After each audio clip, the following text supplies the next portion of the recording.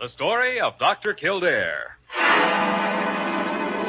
Whatsoever house I enter, there will I go for the benefit of the sick. And whatsoever things I see or hear concerning the life of men, I will keep silence thereon, counting such things to be held as sacred trust.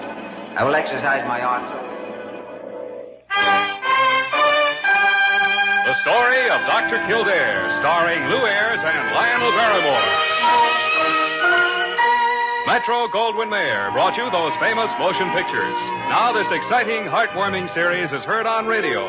In just a moment, the story of Dr. Kildare. But first, your announcer.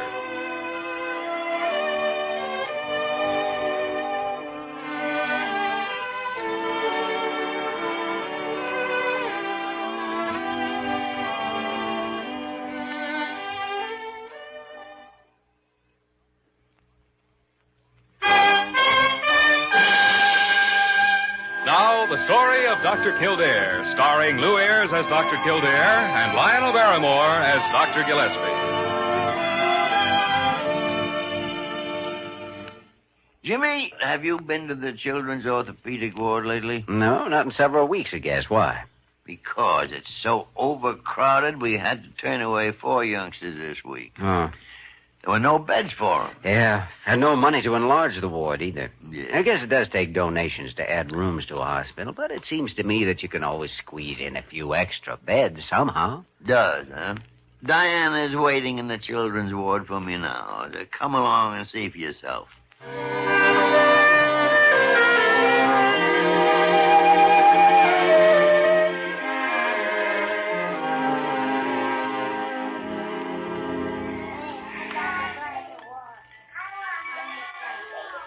Well, Miss Verna, Dr. Kildare seems to think you can squeeze a few extra beds or cots in here somewhere. Well, what do you think now, Jimmy?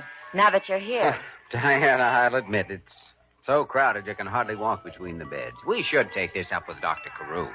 Why get irritated talking to him? Let's try to do something ourselves. All right, Diana. Now, where are those youngsters you wanted me to see? Over there, Dr. Gillespie. There's Beth, who seems to be improving every day. And little Donnie, who...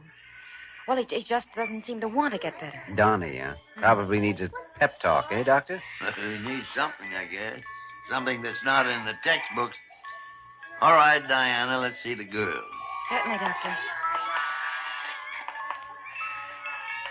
Well, Beth, look who's here. Dr. Kildare and Dr. Gillespie. Got a nice big smile for them? I'm getting better, aren't I, Doctor? I can go home soon, too. Can't I? I certainly think so, honey. Don't you, Doctor? Oh, let me see you move that arm now, Beth. Well, that a girl. Last week I couldn't lift my arm any higher than this. Uh-huh. And how high do you think you'll be able to lift it next week? Well, Beth, at this rate, you'll be home sooner than anyone expects. He certainly will. And between the two of us, young lady, you're quite a little doll. Oh, Dr. Gillespie, I think you're a doll, too. Come on, Doctor, before we make Diana jealous. Donnie. Donnie, there are some friends of yours here who'd like to talk to you. Why, Donnie, Dr. Gillespie and I came here to help you grow up to be an all-American quarterback. Don't want to be no quarterback. All right, then. All right. We'll make you an ace baseball pitcher. You got the arm for it, you know. Don't want to be a... Poor little guy. Oh, come on now, Donnie. How are Dr. Gillespie and I going to check you over if you bury yourself in your pillow? Go away, Doctor. Please go away. Will you stop crying if Miss Verna reads you a story? Well, then, how about some nice new comic books? I'd like some comics, maybe. I thought so. Diana, how about going down to the magazine stand and getting Donnie some new comics, huh? Why, of course, Doctor. And get the good kind, too. You know, the superheroes, the kind you always get for yourself. Yeah, that's right, Miss Verna. The kind Dr. Kildare always reads over your shoulder. Well, Donnie, we'll have you hitting on all 12 soon. You'll see. Dr. Gillespie. Please report to Dr. Carew's office as soon as possible. What the tarnation does Carew want with me now? Well, I wouldn't know, but since he is in his office, if you don't mind, I think I'll just tag along and see if he won't do something about this children's ward.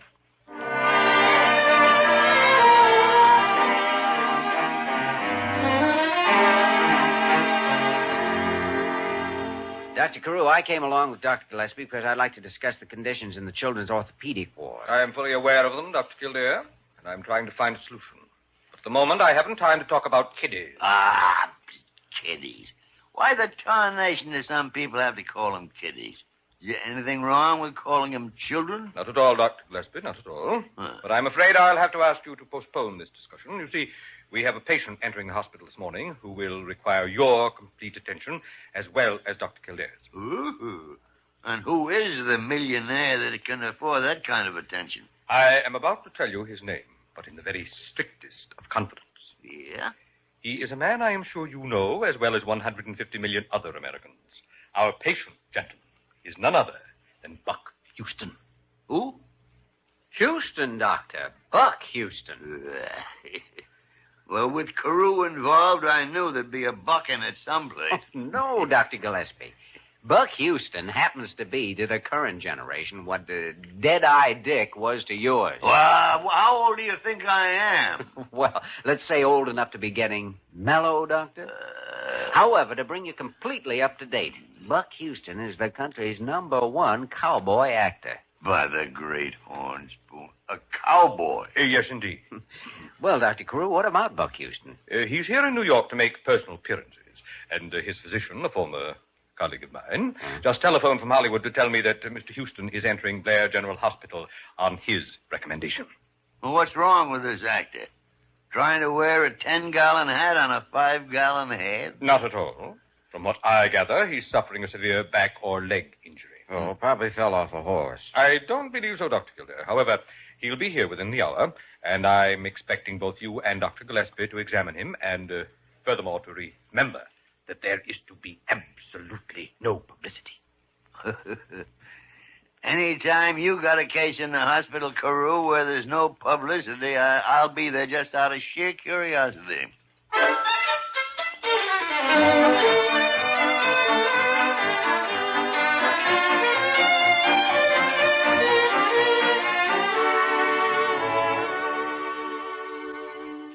Now, as I understand it, Mr. Houston... Now, wait just a minute there, you young sawbones. I ain't Mr. Houston to nobody. I'm just plain Buck. All right, then. Buck, now the pain you're complaining of seems to go from the sacroiliac joint in your back running down here into your thigh and all along your leg? Yeah, ouch! Yeah, it goes just about that way. Mm-hmm. Well, Dr. Gillespie? Well... this away or that away or any way you're figuring it out, it seems to be sciatic neuritis. Sciatic? What did you call that again, Doc? I didn't quite get that eared down. Sciatic neuritis, Buck. It's an irritation of the sciatic nerve brought about by, well, something we will now have to determine. Did you have a fall from your horse? From good old Storm Cloud? No, sirree. Why, Storm Cloud's the greatest partner a man ever had. Compadres, man and boy.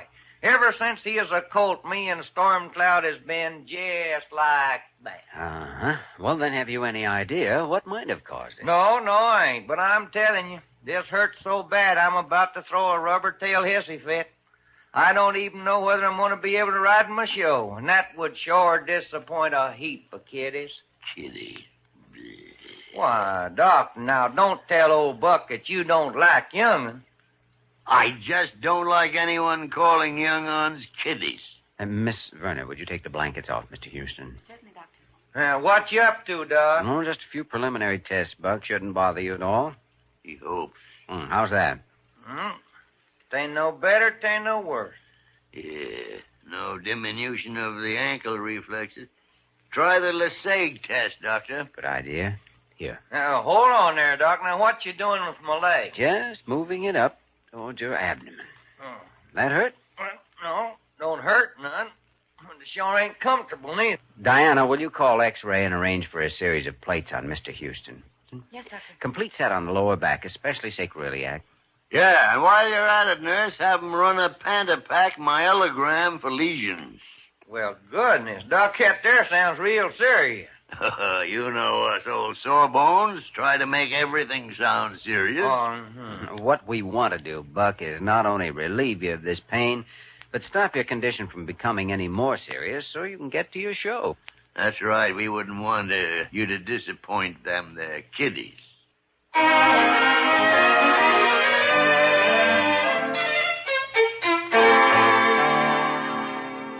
Oh, dear. Oh, dear. Oh, for the love of Hippocrates, Carew, will you stop deering all over the place? Leave Jimmy and me alone till we check these x-rays and lab reports? Well, all right. But you've got to do everything you can. Well, what do you make of the x-rays, Dr. Gillespie? Detect any tumors, any indications of arthritis? No herniated discs either, judging from the plate. And still he exhibits positive symptoms of sciatic neuritis, except, of course, there was no Lasag's sign. And the ankle reaction was negative. Mm-hmm. Did you notice his eyes? Eyes? No, why? Well, they're old, Jimmy. Old and bored and tired. Well, he gave his age as 38. Certainly you don't call 38 old. Well, Jack Benny says he's 39. No, sir, I'm afraid Houston's reported age misses the truth by close to 20 years. A young man, I'm old enough to know. Oh, yes. Dead-eye Dick, no doubt. Old or not, I think that Houston's sciatica, as painful as it may be, is all in his mind. Psychosomatic. Great gilded glory, Jimmy. Is it psychosomatic when a man's middle-aged and worn out from those blasted kiddies he keeps talking about? I don't know about that, but either way, we've got to question him. If we can coax the truth out of him, we'll soon find out who's right. Well, before we question Buck Houston too much, my professional advice is you rope him to the bed with your stethoscope while I ride to get the posse at Eagle Pass.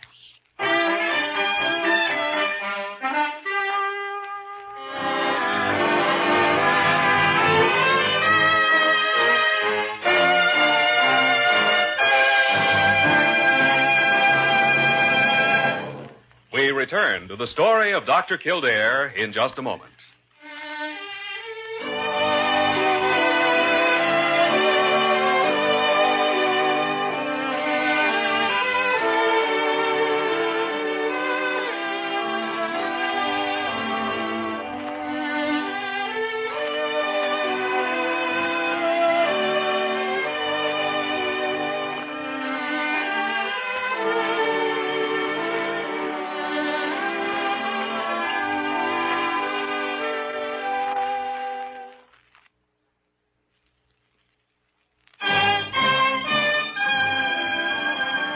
Now we continue with the story of Dr. Kildare, starring Lou Ayres as Dr. Kildare and Lionel Barrymore as Dr. Gillespie.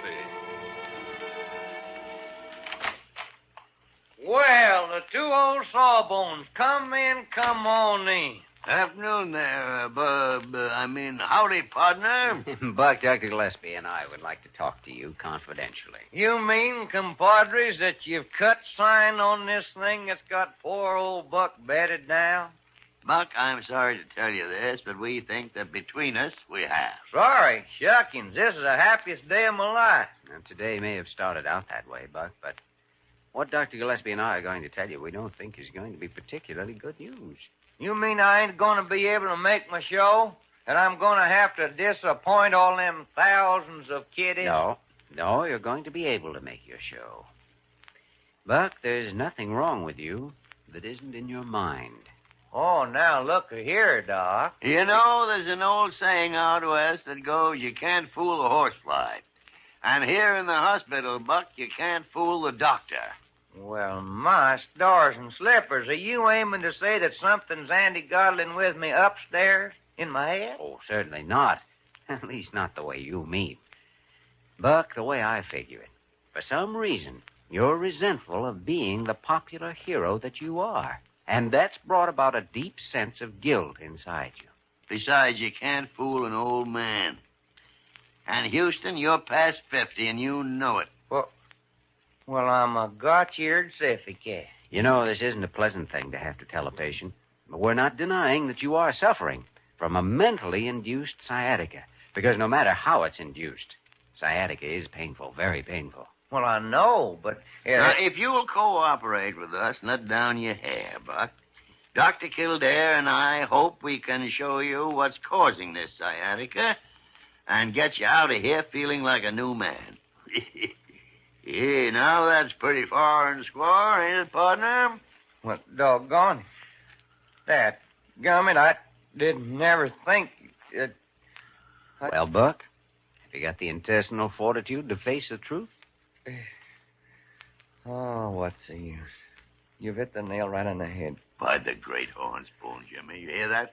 He's lost his western accent. Well, why shouldn't I? If I talk anything, I ought to talk straight New York. You mean you were born here? 53 years ago, Doc. That's where I got my stage name, Houston. But Houston's a famous Texas name, Sam Houston. Sure, but it's also a famous Lower East Side name, the street where I was born. Except here in New York, you pronounce it Houston. Well, you fooled me. That's the trouble, Doctor. I fooled everybody too long. Oh, what do you mean, fooled? Oh, it was all right when I first hit it lucky as a movie cowboy and a few kids would stare at me, but so help me, afterwards it grew to be thousands of youngsters following me around. Overnight there came to be millions. And then they wouldn't go to sleep without Buck Houston pillows and Buck Houston blankets, and they wouldn't eat unless it was out of a Buck Houston plate or a Buck Houston cup. Well, Doctor, that's the guilt complex, isn't it? Maybe. But we've still got to find out what made him give in to this defensive sciatica. I think it could be weariness. Weariness? Yeah. Have you ever made 20 personal appearances in one day? Have you any idea what it means to pick up 40 and 50-pound youngsters and haul them up on top of your horse so they can have their pictures taken when you're hardly able to lift your arms after 10 hours of it? No, but we're starting to get a good idea. What else, Buck? What else? Isn't it enough knowing that you're a worn-out man who has to have a double to do everything but mount a horse? And these kids thinking you're some sort of a... I guess that pretty well fills in the picture, eh, Doctor? His subconscious supplied the sciatica so he couldn't be forced to appear before the public in person. Mind's a strange thing, Buck. And you shouldn't feel too bad about giving in the way you have. Why, after a few days' rest here, now that the real facts have come out, you'll be able to ride around town carrying 5 youngsters on your back. Oh, no, not me, Doc. Not me. Don't you see? I'm through. Now that the truth's out, and I know it's the truth, I can't go on fooling him anymore. I just can't. Now, look, Buck, we'll give you some sedatives, 3 days of rest, a tonic to build you up. Will you just go away now? Go away. Go on away. You found out what you wanted to know, didn't you? Go on. Leave me alone. Buck Houston's all through. Oh, but look here, Buck. Come on, Jimmy. Come on, Jimmy. After 30 years of holding it all in, 2-hour cry isn't going to do Buck a bit of harm.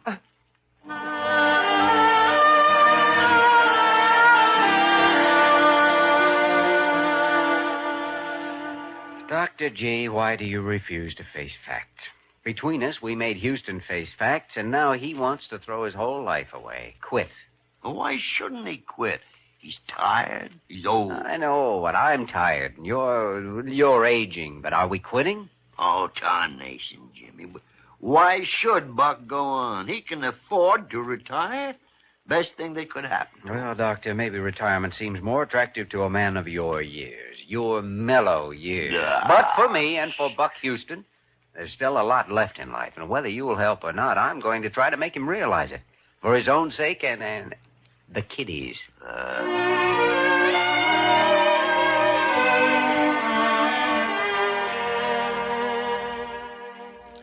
Kildare, I'm telling you for the last time, I am not putting those cowboy clothes on again. But, Buck, you don't want this sciatica to come back, do you?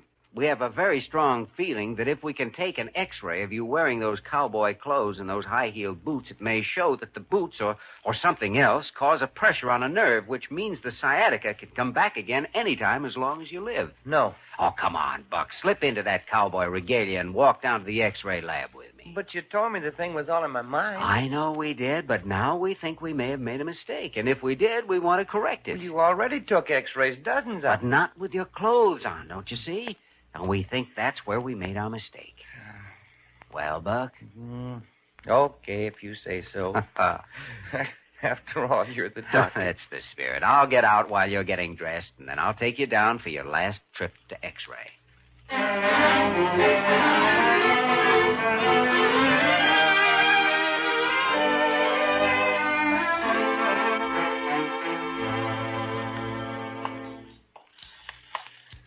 Is this the way I went to X-ray before? Seems to me it was on the other side of the building. No, we have another X-ray room in this wing. Oh, I see. Oh, here comes Dr. Gillespie. Yes, I see, Buck. All right, now let's go through this door. Wait a minute. Buck, where are you going all togged out in that outfit? Oh, in the X-ray room here. X-ray? Why, the X-ray room's way in the It's other... right through this door. Come on, Buck. See you later, Dr. Gillespie. By tarnation. I don't know what you're up to, Jimmy, but I'm coming along.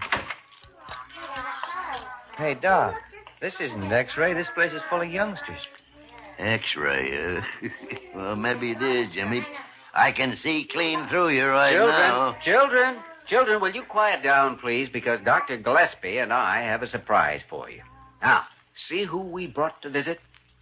Well, I'll be blamed. I know him. You see, Dr. Gillespie, there isn't a child in America who doesn't know him by sight. Well, howdy there, partner. Howdy. Howdy. Mr. Houston, will you come over here so I can touch you? Well, now, you look here, Sugarfoot. I ain't Mr. Houston to nobody. I'm just plain Buck. You wait just a second, Beth. You see, Buck came up here especially to see Donnie. Come on, Buck. Doctor?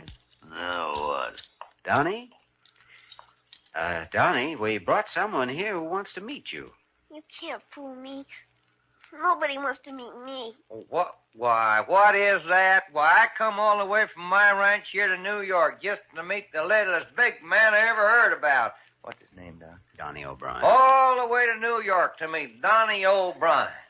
Jiminy Christmas. It's really Buck. Buck Houston. Well, howdy, partner. Put her there.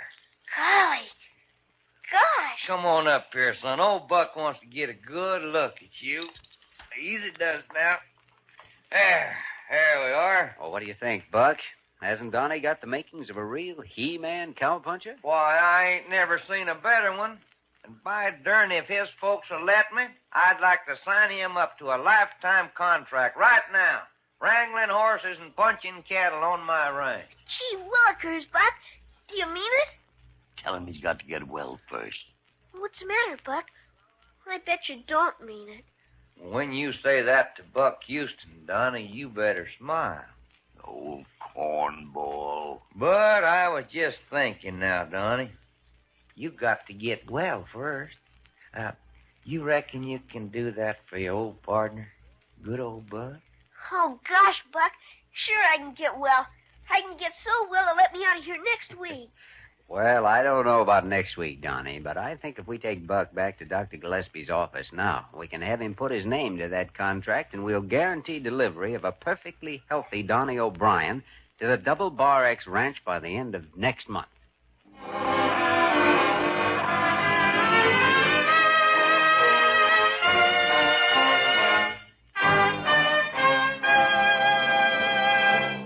In just a moment, we will return to the story of Dr. Kildare.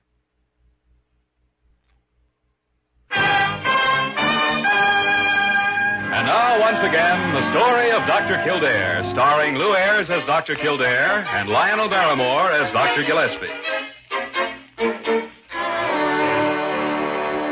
Well, Buck, I can't tell you how much everyone at Blair Hospital appreciates this check for the addition to the children's ward. Oh, forget it, Doctor. Well, You earned it the way I earned it in the first place, by acting.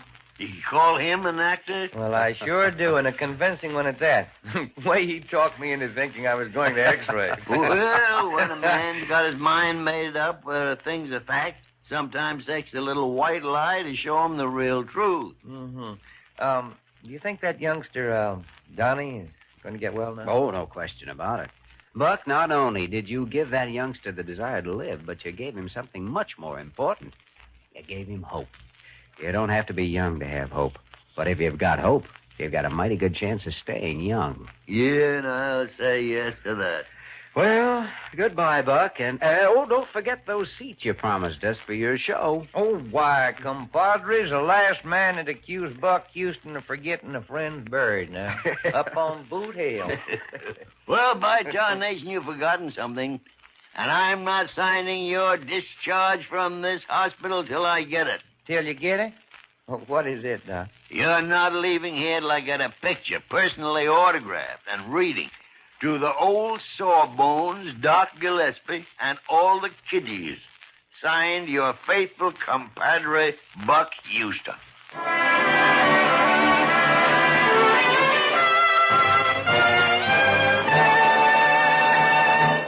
You have just heard the story of Dr. Kildare, starring Lou Ayres and Lionel Barrymore. This program was written by Paul Franklin and directed by Joe Bigelow. Original music was composed and conducted by Walter Schumann. Supporting cast included Ted Osborne, Georgia Ellis, Barton Yarborough, Johnny McGovern, and Mary McGovern. Dick Joy speaking.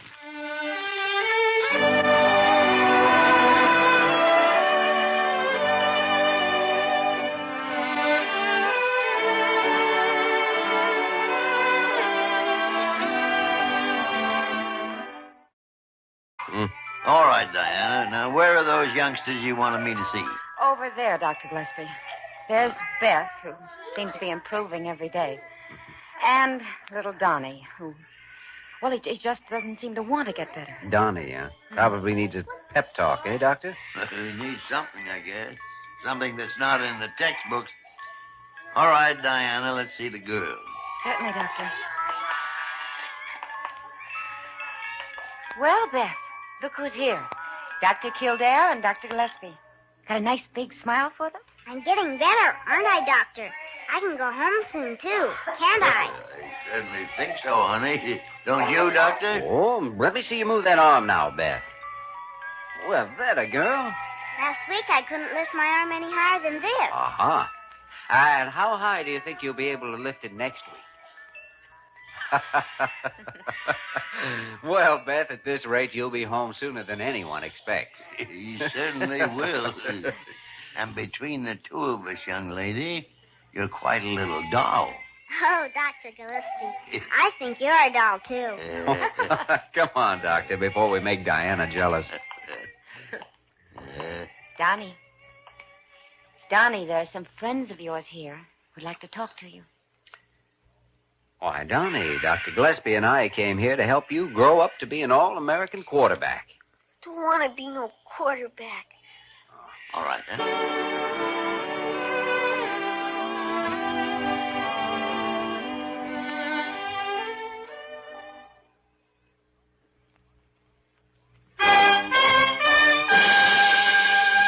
Now, the story of Dr. Kildare, starring Lou Ayres as Dr. Kildare and Lionel Barrymore as Dr. Gillespie.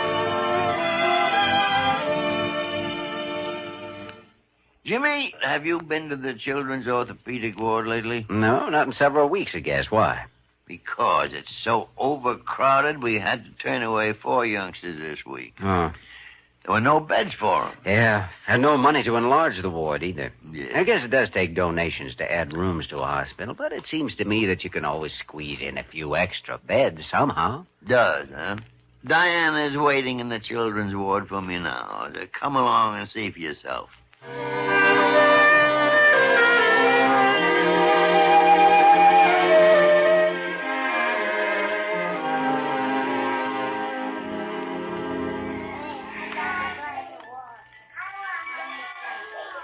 Well, Miss Verner, Dr. Kildare seems to think you can squeeze a few extra beds or cots in here somewhere. Well, what do you think now, Jimmy?